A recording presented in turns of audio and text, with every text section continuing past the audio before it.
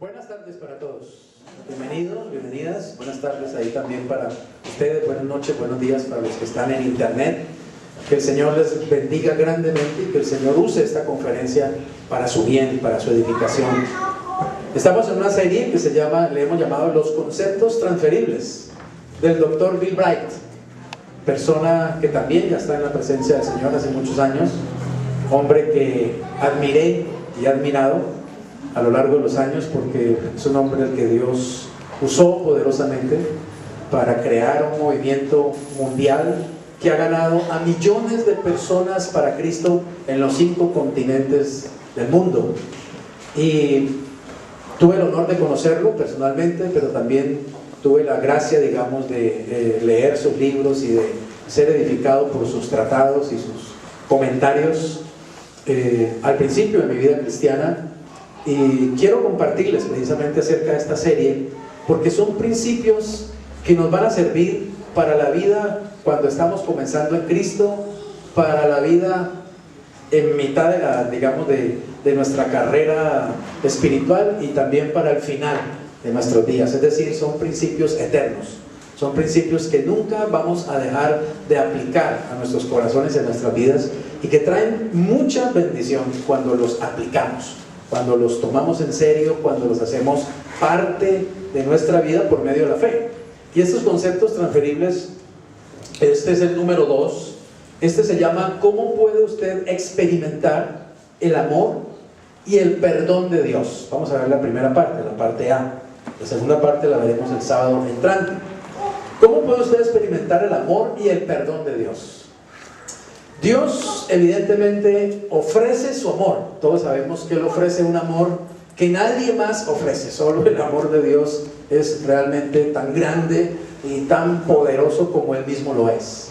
Dios nos ofrece su amor a todas las criaturas, a todos los seres humanos, y ofrece su amor evidentemente a aquellos que hemos confiado en Él, que hemos creído en Jesucristo, en su Hijo.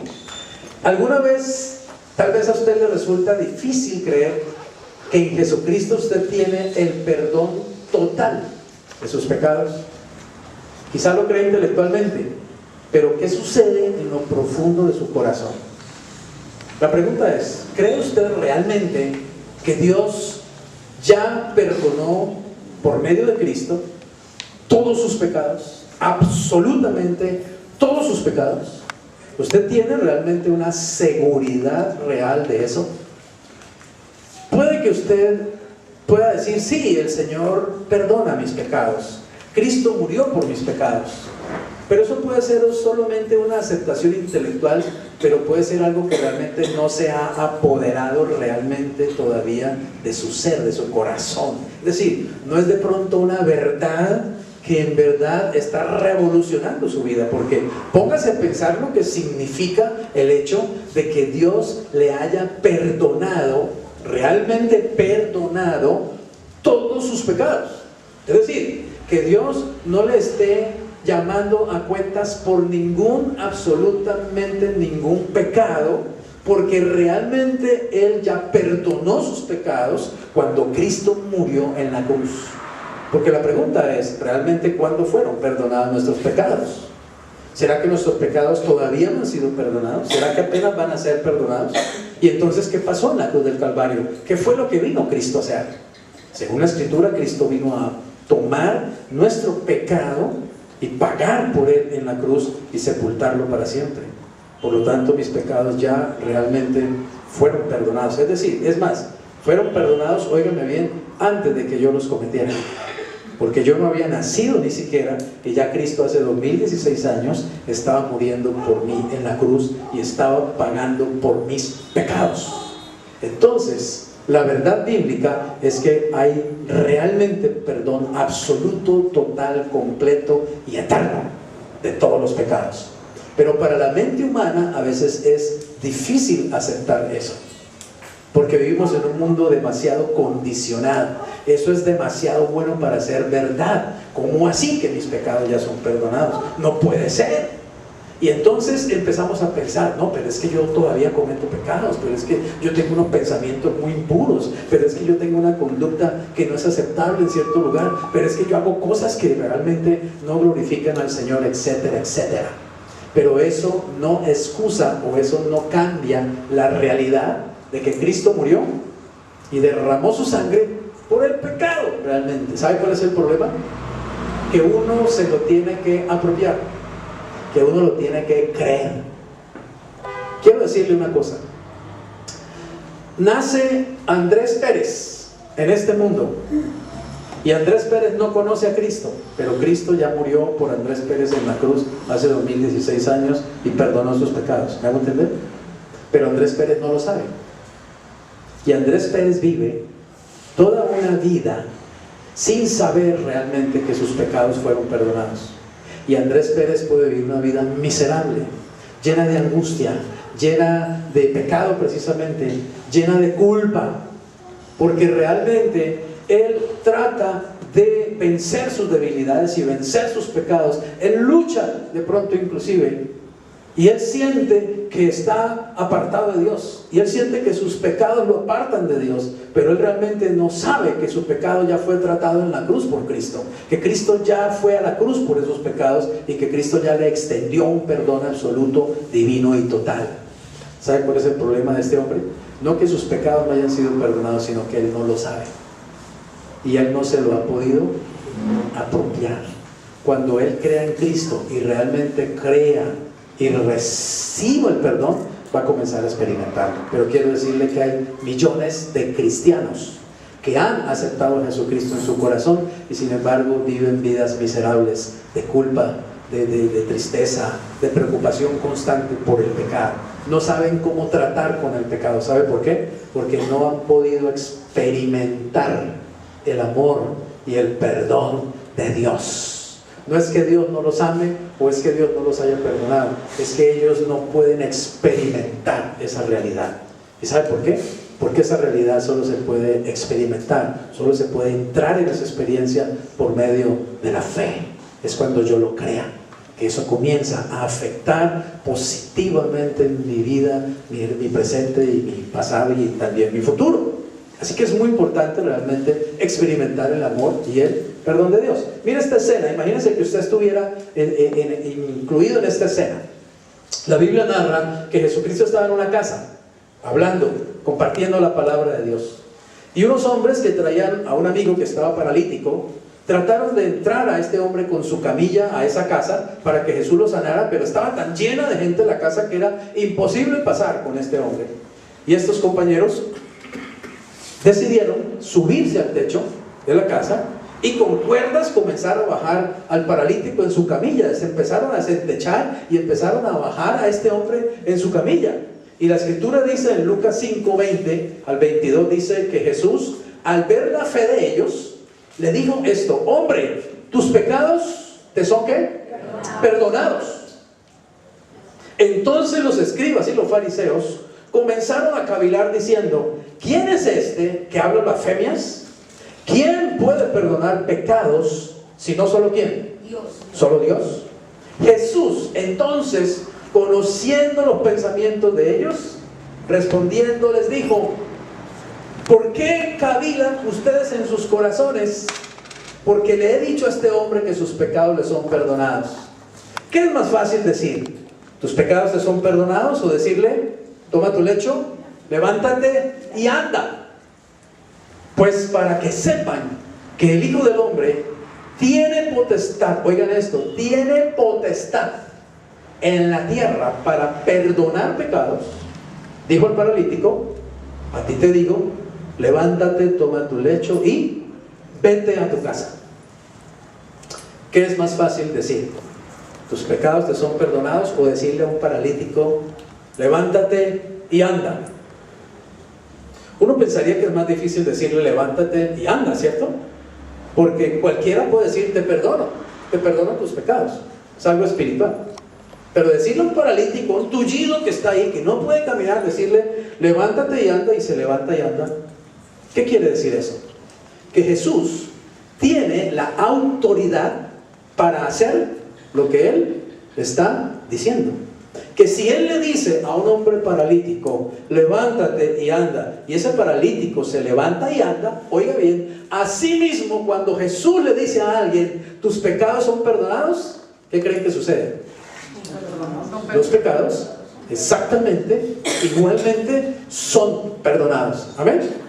¿Y sabe qué dice la Escritura entonces? Que nuestros pecados ya fueron perdonados. ¿Quién dice eso? Dios. ¿Quién dice eso? Jesucristo. La pregunta es, ¿le vamos a creer o no le vamos a creer? ¿Vamos a creer que todavía hay que hacer algo para que me perdonen? ¿Que todavía yo tengo que inventarme alguna cosa? ¿Todavía tengo que hacer algunos sacrificios para que me perdonen? No, que todavía me falta alguito. Es que no, Dios sí me perdona, pero es que no puede ser. Es que yo tengo demasiados pecados. Es que yo soy muy débil. Amén. Es que yo soy muy pecador. Sí, precisamente por eso vinieron a salvarte y a perdonarte. Pero tienes que creerlo. Ese es el aspecto crítico de la vida cristiana, que todo es por fe. Y todo hay que apropiárselo por fe. Y todo llega a ser verdad en mi experiencia diaria, única y exclusivamente por la fe. Porque sin fe es imposible agradar a Dios. Sin fe es imposible obtener alguna cosa de parte de Dios. Porque el que crea que le hay, es necesario que crea que le hay y que es galardonador de los que le buscan. ¿Sabe una cosa? Jesús simplemente le dijo a ese hombre, tus pecados te son perdonados. ¿Ustedes qué creen? ¿Quedó perdonado o no quedó perdonado? Así como le dijo, levántate y anda, y quedó sano físicamente, quedó perdonado espiritualmente también. ¿Está basado en qué? En su palabra. Es la autoridad de la palabra de Dios. Oiga lo que dijeron los fariseos, y tenían toda la razón en lo que ellos dijeron. ¿Quién puede perdonar pecados sino quién? Dios. Solo Dios. Solo Dios puede perdonar pecados. Y si el único que puede perdonar pecados te dice que estás perdonado, entonces ¿estás perdonado o no estás perdonado? ¿Vas a seguir dudando del perdón de Dios? ¿Vas a seguir tratando de hacer cosas a ver si Dios te perdona? El hecho de tratar de hacer cosas indica que no has creído. ¿Me hago entender? Indica que no te has apropiado realmente. Cuando te apropias, dejas de hacer cosas y simplemente comienzas a disfrutar el amor y el perdón de Dios. Y no hay nada más transformador realmente que el amor y el perdón de Dios. No hay nada que cambie vidas tanto, con tanto poder, como experimentar el amor de Dios y experimentar el poder de Dios y el perdón de Dios. Amén. Bien, mira cómo es el perdón de Dios. Dice, porque como la altura de los cielos sobre la tierra, engrandeció su misericordia sobre los que le temen. Cuanto está lejos el oriente del occidente, hizo alejar de nosotros nuestras ¿qué? Nuestras rebeliones, nuestros pecados. ¿Quién hizo eso?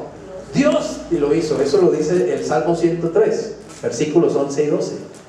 Dice que Dios en su misericordia, tomó nuestros pecados y los arrojó tan lejos como está el oriente del occidente. Eso se llama perdón, expiación del pecado. Quiero decirte una cosa. Lo que quiere esto decir es que desde el punto de vista de Dios, el pecado no existe. ¿Esto haciendo entender? El pecado es real, el pecado existe. Inclusive la Biblia dice que está dentro de nosotros. El mal está en nosotros, mora en nosotros, dice en Romanos capítulo 7. Pero desde el punto de vista de Dios, el pecado es algo que ya Dios resolvió. Es algo que ya Dios lo trató. Es algo con lo que Dios ya trató y Dios ya resolvió el pecado y ya lo perdonó. Desde el punto de vista de Dios, el pecado no es un problema. Puede que sea un problema para mí y para usted, ¿me hago entender? Porque todavía nos hace tropezar, todavía nos causa tristeza, todavía nos hace llorar, todavía divide familias, divide matrimonios, etc. Pero desde el punto de vista de Dios, la obra está hecha. Es cuando uno lo cree que eso comienza realmente a afectar positivamente la vida y la vida espiritual y la vida emocional, inclusive la vida física, créame, porque cuando uno está lleno de culpa, por ejemplo, uno está lleno de enfermedades también, porque la culpa produce muchas enfermedades. Pero cuando una persona es sanada de la culpa, porque se apropió del amor y el perdón de Dios, las enfermedades también salen. Muchas enfermedades emocionales, mentales y aún físicas son producto de personas que nunca se han apropiado realmente del perdón de Dios. Viven llenos de culpa, viven llenos de intranquilidad y de angustia por su pecado, porque no han ido con ese pecado a tratarlo en la cruz, a llevarlo realmente donde tiene que estar, y no se han apartado evidentemente, no han entregado el control de sus vidas a Jesús, y ese es todo el problema. Este es el perdón que Dios ofrece. Llega a ser suyo, oiga, llega a ser suyo desde el momento en que usted cree en Jesucristo como su Salvador y como un acto de su voluntad lo recibe a Él en su vida por fe como su Salvador y Señor. ¿Desde qué momento puedo yo empezar a experimentar el amor y el perdón de Dios? Desde el mismo instante en que acepté a Jesús en mi corazón. Hay una relación que es la más grande, obviamente, ¿cierto? La relación más grande que un ser humano pueda experimentar, y es la relación personal o la comunión personal con Cristo. Jesús de Nazaret es la personalidad más destacada, más poderosa, singular y atractiva de todos los tiempos. Conocerlo personalmente como su Salvador y Señor es el fundamento de la relación más grande que usted pueda tener, debido a que solo a través de Jesús se puede experimentar el amor y perdón de Dios. Permítame explicarle por qué. Hay dos puntos muy sencillos en este concepto transferible. El primero es que obviamente yo puedo experimentar el amor y el perdón de Dios por medio de Jesucristo, porque Jesucristo es Dios.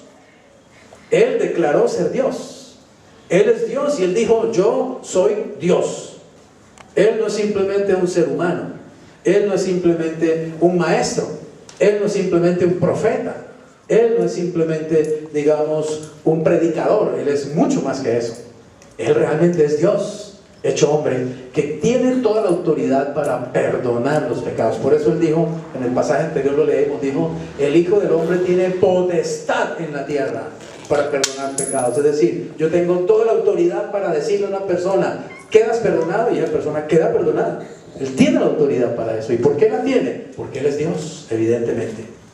Dice en Juan 10:24, y luego saltamos al 30, al 33, dice: y lo rodearon los judíos y le dijeron: ¿hasta cuándo nos turbarás el alma? Si tú eres el Cristo, dínoslo abiertamente. Porque ciertamente, ¿cierto? El Señor no les decía de frente a los judíos: yo soy el Cristo, yo soy el Mesías, yo vine al mundo como el Hijo de Dios. Y ellos se angustiaban y decían: bueno, pero si tú eres el Cristo, o sea, el Mesías, el enviado, el ungido, pues dínoslo abiertamente. Y Él ahí les contesta y le dice: bueno, pero es que las obras que yo hago, ¿cierto? Les están diciendo, hace rato les estoy diciendo quién soy yo a través de las obras que yo hago. Miren las obras que hago en el nombre de mi Padre, y si ustedes ven las obras se van a dar cuenta quién soy yo. Es decir, se dan cuenta que realmente yo soy el Cristo. Y hace una declaración muy tremenda allí. Les dice: yo y el Padre uno somos. Cuando Él dice eso, cuando Él dice yo y el Padre uno somos, lo que Él está diciendo es: yo soy lo mismo que Dios. Dios y yo somos lo mismo. ¿Entienden esto? Ahí no está hablando solamente de unidad, de que Dios y yo somos un equipo. No, Dios y yo somos de la misma sustancia, de la misma esencia. Dios y yo tenemos los mismos genes. En otras palabras, Él está diciendo: yo soy Dios. ¿Cómo les parece? Y tan claro fue para los judíos lo que Él estaba diciendo, que miren la reacción de ellos, como lo narra el Evangelio. Dice: entonces los judíos volvieron a tomar piedras para apedrearle. Jesús le respondió: muchas buenas obras les he mostrado de mi Padre. ¿Por cuál de ellas me apedrean? Le respondieron los judíos diciendo: por buena obra no te apedreamos, sino por la blasfemia, porque tú, siendo hombre, ¿qué? Te haces Dios. O sea que ellos entendieron, ¿cierto? Claramente que cuando Él dijo: yo y el Padre somos uno, lo que le está diciendo es: yo soy Dios. Tomaron piedras porque les pareció: ¿cómo un hombre nos va a decir que es Dios? Tú eres un blasfemo. Y no hay nada allí en el Evangelio que diga que Jesús le dijo: no, un momentico, ustedes me entendieron mal. ¿Está claro? No hay nada donde diga que Él dijo: no, yo no estoy diciendo que yo soy Dios, ustedes me están entendiendo mal. No, Él no se retractó de lo que dijo. Él dijo: yo y el Padre somos lo mismo. Jesús declaró ser Dios, y estaba en un cuerpo de carne y de sangre. Dígame qué hombre en la historia se ha atrevido a hacer algo así, a decir algo así. Dígame quién, teniendo un cuerpo de carne y de sangre, se ha atrevido a decir: yo soy Dios, Dios mismo. O Jesús es Dios, o Jesús es un loco, o Jesús es un mentiroso, o es Dios. ¿Usted qué cree? ¿Usted qué piensa?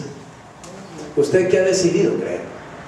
Esa respuesta es la que define precisamente aún el destino eterno de una persona.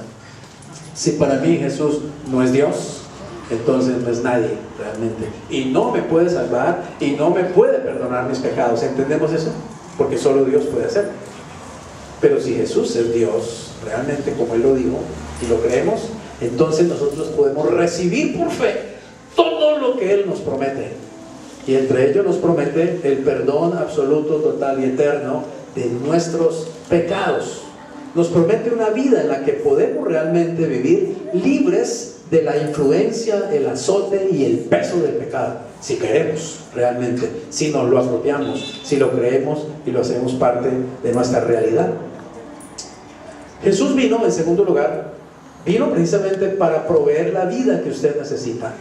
Solo Cristo puede dar una vida con sentido, con propósito, una vida de libertad, una vida de pureza, una vida de santidad, una vida que realmente valga la pena vivir. Solo Cristo lo puede hacer. No hay nadie más que te pueda dar ese tipo de vida, si tú la recibes realmente por la fe. En Romanos 8, 1 y 2 dice: ahora pues, oigan esto, ninguna condenación hay. Ninguna condenación hay. ¿Para quiénes? Para los que están en Cristo Jesús, es decir, los que tienen una relación personal con Jesucristo por medio de la fe, los que han recibido a Cristo en sus vidas, los que han experimentado el nuevo nacimiento espiritual. Si alguno está en Cristo, ninguna condenación hay para esa persona. Dice: porque la ley del Espíritu, oigan esto, la ley del Espíritu de vida en Cristo Jesús me ha librado de la ley del pecado y de la muerte. Hay dos leyes que operan en el mundo. En este momento esas dos leyes están operando y operan en los seres humanos, en toda persona que viene a este mundo. Esas leyes comienzan a operar. La primera ley que comienza a operar por naturaleza es la ley del pecado y de la muerte. ¿Por qué? Porque todo ser humano que viene a este mundo ya trae dentro de él la operación de esa ley. El pecado y la muerte ya están operando en él. La muerte espiritual, la separación de Dios, y la muerte física, la separación de este mundo terrenal y de este cuerpo físico. Y el pecado mismo, es decir, la inclinación natural a hacer lo contrario al deseo de Dios, a hacer lo contrario a la palabra de Dios, a hacer lo contrario a la voluntad de Dios, trayendo evidentemente consecuencias funestas sobre la persona misma. Esa es la ley del pecado. Todos estamos sujetos a esa ley, como lo estamos a la ley de la gravedad también, al estar en este mundo. Pero hay otra ley, hay una ley superior. Hay una ley que supera a la ley del pecado y de la muerte. Hay una ley que puede romper esa ley del pecado, y esa ley me puede liberar realmente. Y es la ley del Espíritu de vida en Cristo Jesús.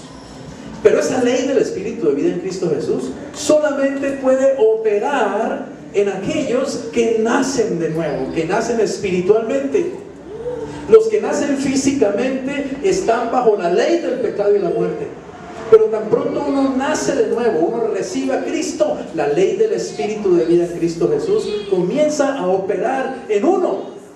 Y esa ley comienza a traer libertad, comienza a traer propósito, comienza a traer gozo, comienza a traer paz, y comienza a reventar las cadenas de la ley del pecado y de la muerte. Pero déjenme decir una cosa: implica que usted se rinda al Señor, implica que usted lo crea.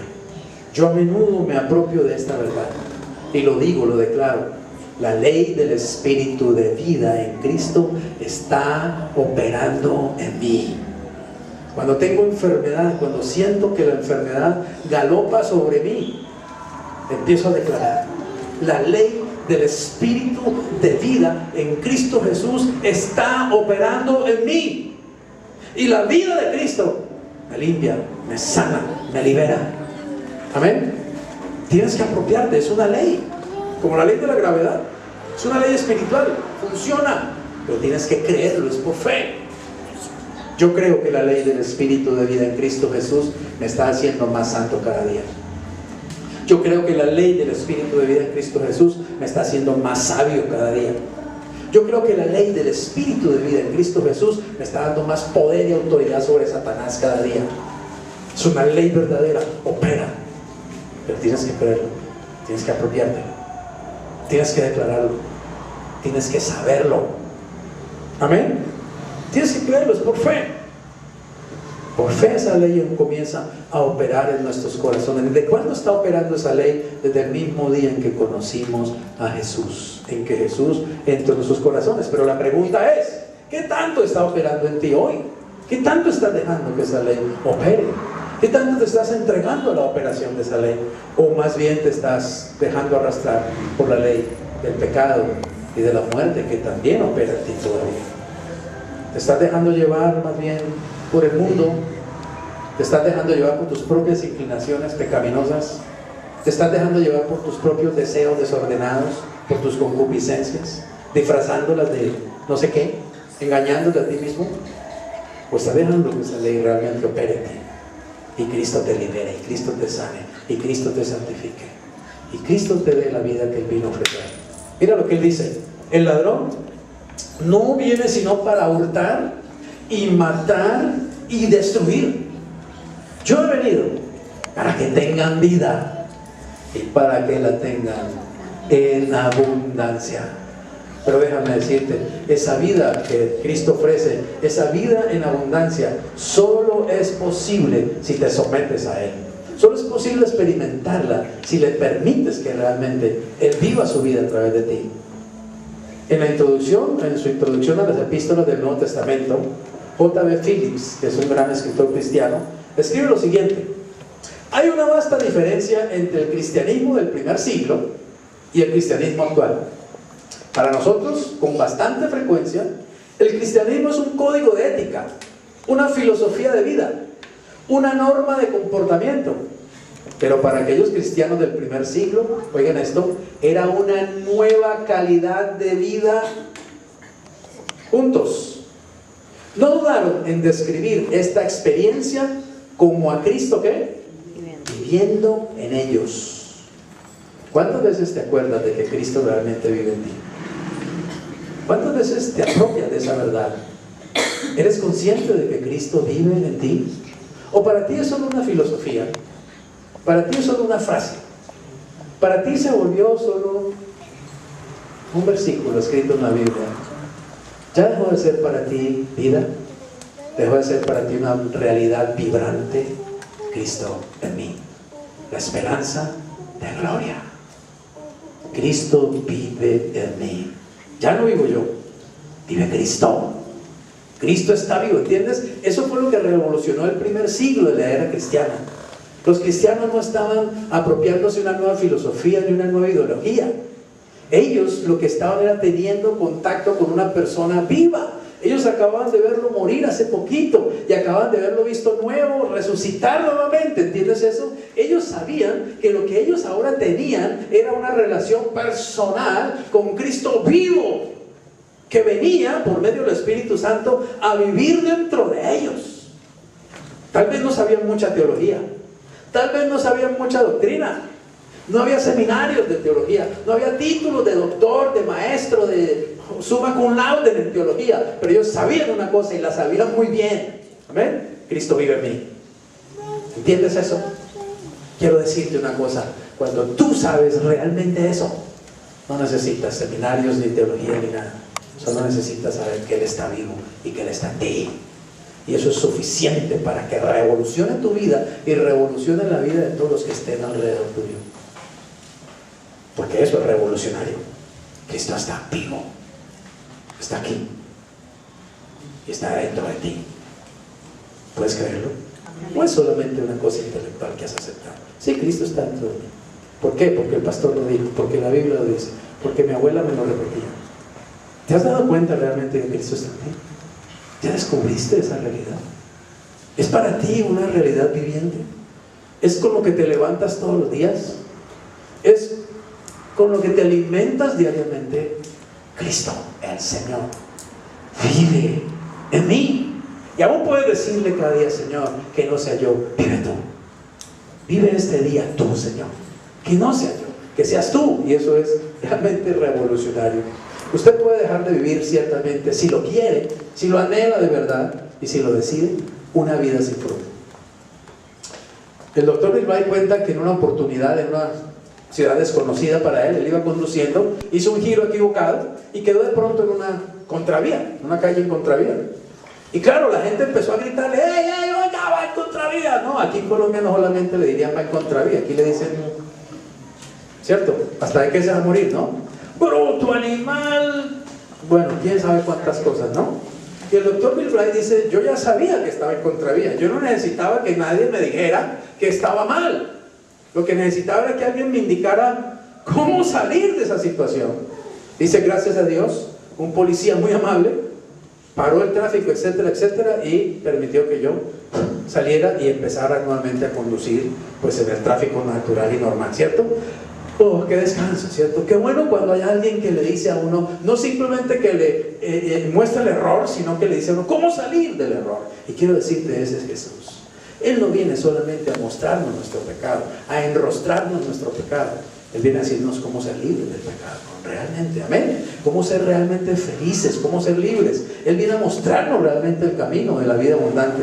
Segunda Timoteo 3, 16, 17 dice: toda la escritura es inspirada por Dios y es útil para enseñar, para redarguir, para corregir, para instruir en justicia, a fin de que el hombre de Dios sea perfecto, enteramente preparado para toda buena obra. Es decir, por medio de la palabra de Dios, tú puedes empezar realmente a recibir la capacitación que necesitas para tener una vida fructífera, una vida con propósito, una vida con sentido, una vida con resultados realmente en la vida espiritual y en todas las otras áreas de la vida, porque la palabra de Dios es inspirada y es útil. Te enseña, te redarguye, te corrige, te muestra el camino, te dice: hey, vas por la vía equivocada, hey, por ahí no es, vamos, sal de ahí.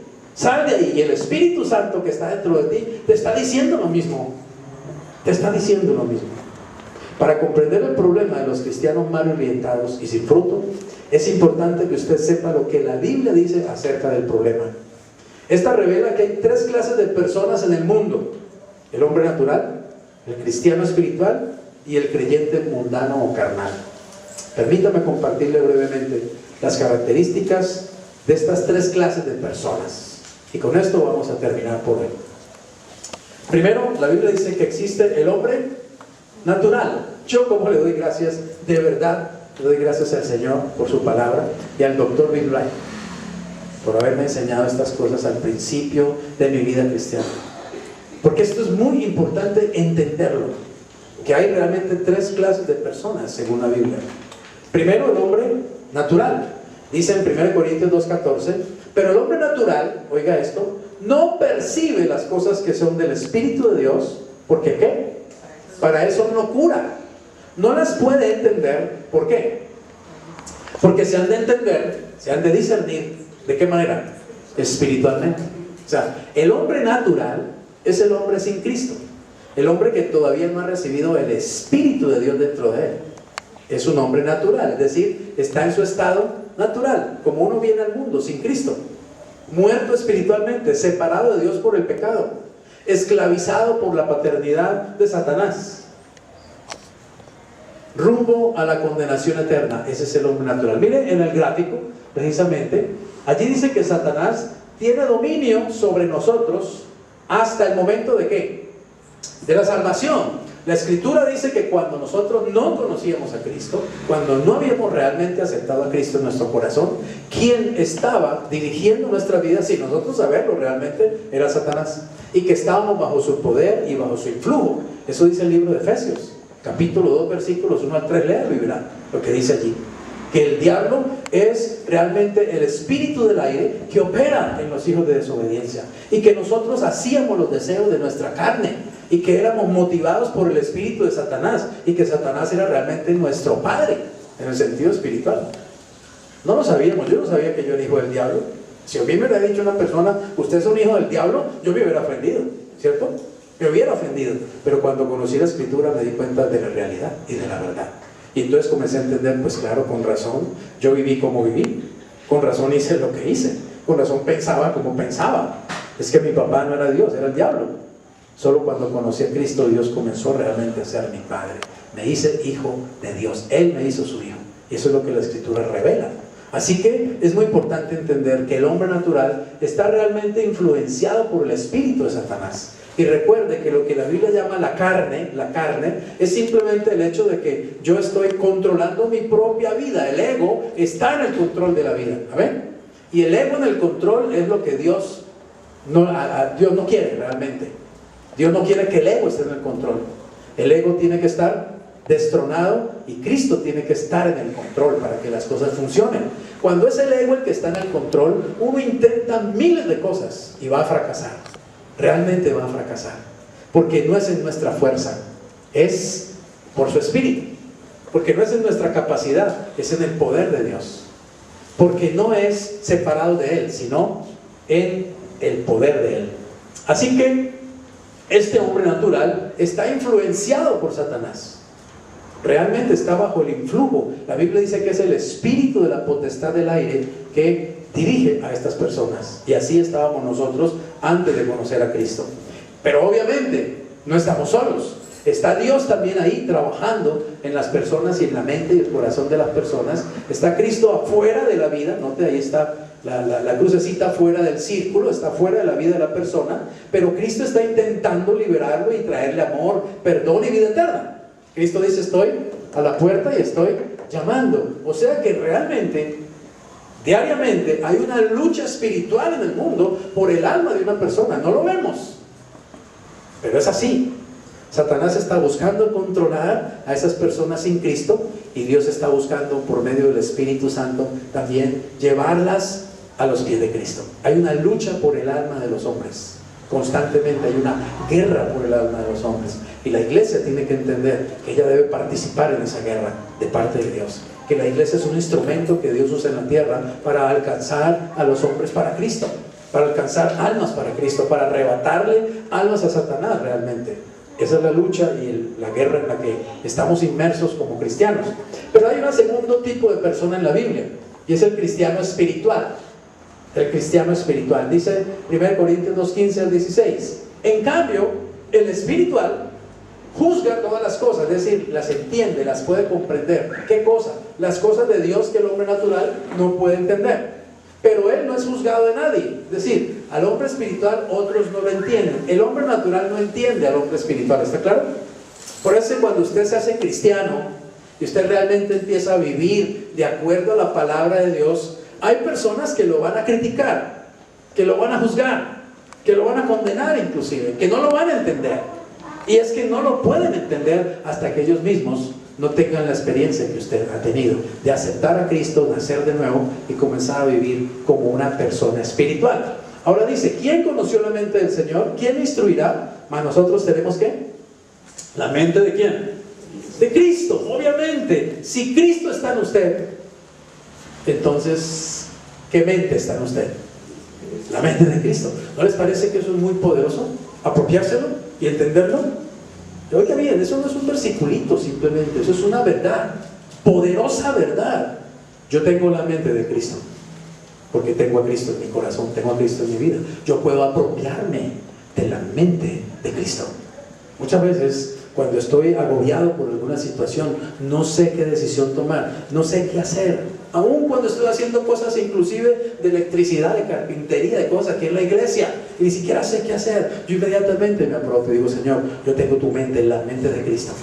Y quiero decirte, la mente de Cristo es electricista, es carpintero, es plomero, es ingeniero, es arquitecto, es de todo. Y ¡pah! Viene la respuesta. Un problema es un problema con un hijo. Tu mente, Señor, tu mente. No quiero actuar con la mía, ¿está claro? Porque uno se puede equivocar fácilmente. Tu mente, Señor, ¿qué debo hacer en esta situación? Un problema financiero. ¿Usted cree que Cristo no sabe de finanzas? Sabe más de finanzas que cualquiera. Pero no nos apropiamos de eso, ¿entiendes? No echamos mano de esos recursos. Seguimos nosotros mismos insistiendo con nuestros pobres recursos, tratando de hacer las cosas en nuestra fuerza. Y ese es el fracaso de la iglesia y el fracaso de los cristianos.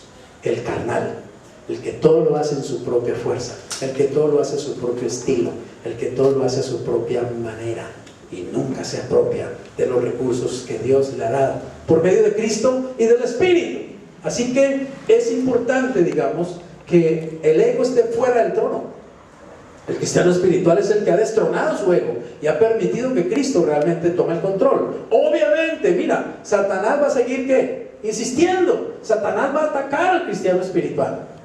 Satanás es feliz tomando hombres espirituales y ¡pum!, hundiéndolos en el lodo. Es feliz, gané, yo soy más poderoso. Él es feliz atacando al hombre espiritual. Pero el hombre espiritual puede vencer en cada batalla si se mantiene firme, si sabe lo que tiene que hacer, si conoce y cree realmente en el poder de Dios. Finalmente, está el cristiano carnal. Nota que hay cristiano espiritual y hay cristiano carnal. El cristiano carnal es el que permite precisamente que Satanás todavía siga controlándolo a través de la carne, porque su ego está en el control del trono. Mira lo que dice 1 Corintios 3, 1 al 3.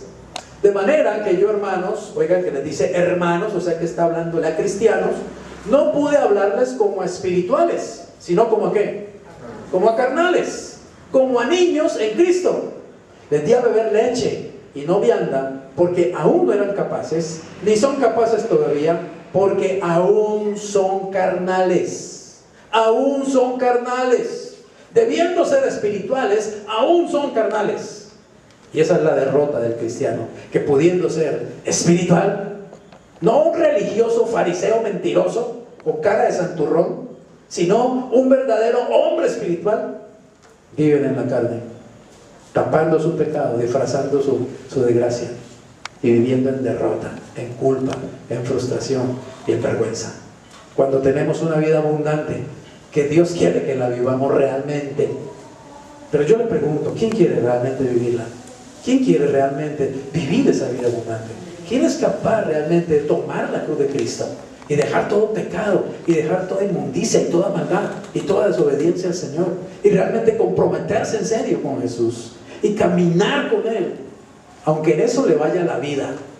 ¿Quién realmente lo quiere en verdad hacer? ¿Quién quiere experimentar realmente a Cristo viviendo dentro de Él? ¿Quién quiere realmente llegar a ser un vencedor? Amén. Ese es el desafío para la iglesia. La iglesia está llena de carnalidad. Las iglesias están llenas y repletas de cristianos carnales. Y por eso hay tanta debilidad, y por eso hay tanto mal testimonio, y por eso hay tanta decepción. Simplemente, ¿saben por qué? Porque el ego está en el control. Y quiero decirte, el ego en el control es el responsable de la destrucción de los matrimonios, aún entre cristianos.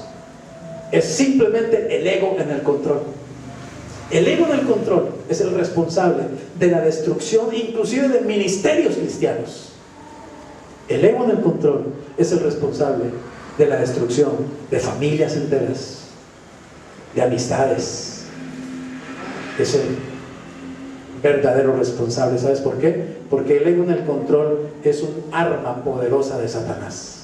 Satanás no necesita entrar para destruir a nadie, solo necesita que el ego esté en el control y él comienza a manipular y a manejar, y él llevará a esa persona a su propia autodestrucción. Así que debemos entender esto, amén. Debemos entenderlo con claridad. El ego en el control es nuestro peor enemigo. ¿Saben una cosa? Les digo sinceramente, yo no le temo a Satanás. No le tengo ni esto de respeto a Satanás. No le tengo ni esto de miedo a Satanás. Pero ¿saben a qué le tengo miedo? A mi propio ego en el control de mi vida. A eso sí le tengo miedo, porque eso sí me puede realmente destruir. Es el peor enemigo. ¿Entiendes eso? Así que si estás lleno del Espíritu Santo y si Cristo está en el control de tu vida, ¿a qué le vas a temer? A nada. Puedes vivir en la libertad y en el poder del Espíritu. Puedes vivir en santidad, puedes vivir y experimentar el amor y el perdón de Dios momento a momento y experimentar la vida abundante que el Señor promete. Así que Dios nos ayude realmente a vivir en el Espíritu. La conclusión es necesario que vivamos ¿qué? La vida abundante, dejando ¿qué? La carnalidad y siendo llenos del Espíritu Santo. En otras palabras, destronando nuestro ego y permitiendo que Cristo tome el control. Y sabes, para eso es la Santa Cena precisamente. La Santa Cena es una oportunidad de pedirle perdón a Dios por nuestros pecados. Es una oportunidad de destronar nuestro ego y pedirle que sea Cristo el que tome el control. Y por fe apropiarnos de esta realidad. Vamos a orar. Padre, gracias te damos en el nombre de Jesucristo por estas verdades sencillas, pero poderosas y claras que están en tu palabra, Señor. El llamado que tú nos haces a vivir vidas realmente santas, libres, prósperas, con propósito, con fruto, como resultado de dejar que Cristo sea el que viva a través de nosotros. Padre, yo te pido que ilumines la mente y el corazón de cada uno de los que estamos aquí, los que nos ven por internet, los que están viendo esta conferencia, Señor. Te ruego, Padre, que abran los ojos del entendimiento y del espíritu, y que estas verdades penetren hasta lo profundo, hasta los tuétanos, Señor. Que tu espada, tu palabra como espada de dos filos penetre, Señor, y haga luz donde hay tinieblas. Y de una vez por todas entendamos, Señor, que no es posible ser felices, que no es posible experimentar tu amor y tu perdón, que no es posible vivir la vida abundante a menos que dejemos a un lado la carnalidad y realmente seamos llenos de Cristo, de su Espíritu. Por eso, Señor, hoy te pedimos perdón. Yo quiero pedirte que hagas esta oración conmigo.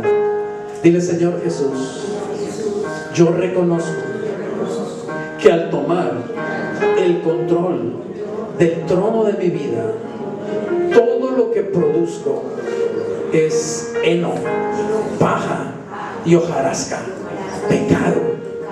Padre, reconozco que el ego en el control de mi vida es abominable para ti y que me lleva a vivir una vida de derrota, de frustración, de culpa, de hipocresía, de miedo.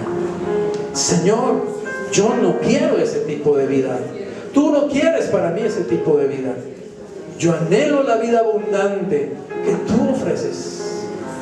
Por eso hoy, Señor, te pido perdón por mi pecado y mis pecados, y te ruego que por tu sangre me limpies, me laves y me des el poder, Señor, de apartarme de lo que es contrario a tu voluntad y a tu palabra, de tomar decisiones radicales que implican cruz en mi vida, pero que también, Señor, traen vida, paz, poder, propósito, autoridad. Jesús, yo quiero honrarte, yo quiero glorificarte y quiero pedirte por la fe que tomes el control del trono de mi vida.